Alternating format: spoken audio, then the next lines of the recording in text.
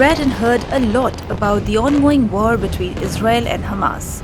A massive surprise attack on Israel by Hamas, the group that controls Gaza, has quickly escalated into the most intense conflict in decades. Right now, Israel is battling Hamas in the south and is staring at another full-fledged war in the north with Lebanon. Israel has declared its northern border with Lebanon a closed military zone after deadly clashes with Hezbollah. A militant group in Lebanon, Hezbollah has said that they are fully prepared to join the Hamas group in their war against Israel. This comes at a time when Iran has also warned that Israel could receive a response from Tehran's allies, thereby accentuating fears of a full-blown regional warfare amid the ongoing violent attacks between Israel and Hamas fighters. But what happens in case of a full-fledged war between Jewish state Israel and the two Islamic militant outfits?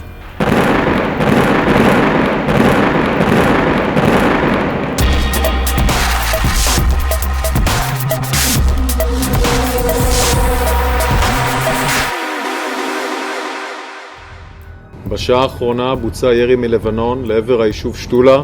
ישנם הרוג וכמה נפגעים בקרב אזרחינו. צה"ל הגיב בירי והשמיד עמדות חיזבאללה ואת מקור האש. כמו כן, בוצע ירי למוצב צבאי. Israel on 15th October warned civilians not to come within about 4 kilometers of the Lebanese border, or else they may be fired upon. This came after one person was killed in Hezbollah attacks on the morning of the same day, which were met with artillery fire from the Israeli side. Currently, people are scrambling to evacuate northern Gaza, even as Hamas told Palestinians to stay home.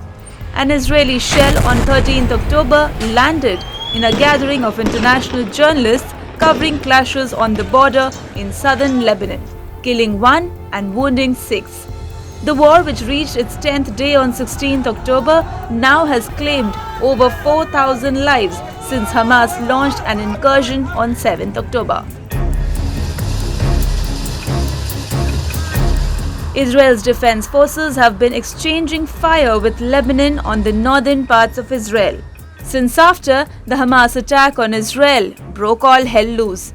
Israel considers Hezbollah its most immediate threat, estimating it has some 150,000 rockets and missiles, including precision-guided missiles that can hit anywhere in Israel. The group, which has thousands of battle-hardened fighters who participated in Syria's 12-year conflict, also has different types of military drones.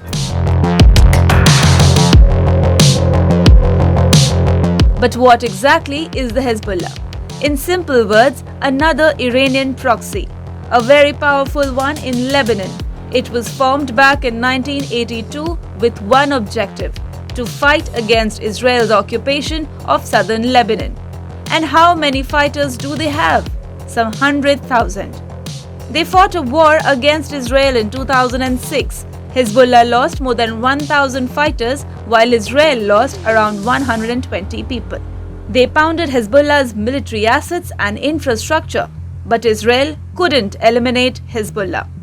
Today they play an important role in Lebanese politics. They also coordinate with Iran and Palestinian groups. Even the planning of this attack reportedly was done in Lebanon's capital.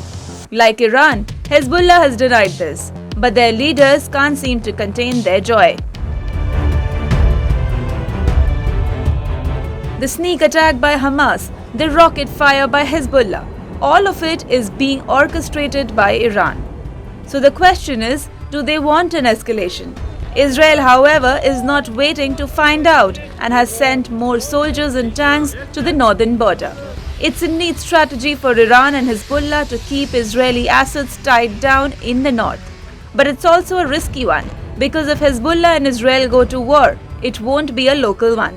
Iran could end up being involved, and if Iran is involved, the US will intervene.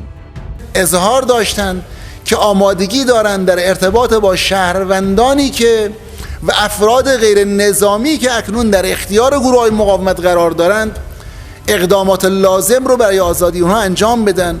اما نکتهشون این بود که این اقدامات نیاز به اجراءات و مقدماتی دارد که در سایه There could be a much bigger conflict in West Asia, and if Israel enters Gaza, Hezbollah could consider it an excuse, a justification for war. And in the blink of an eye, things would escalate.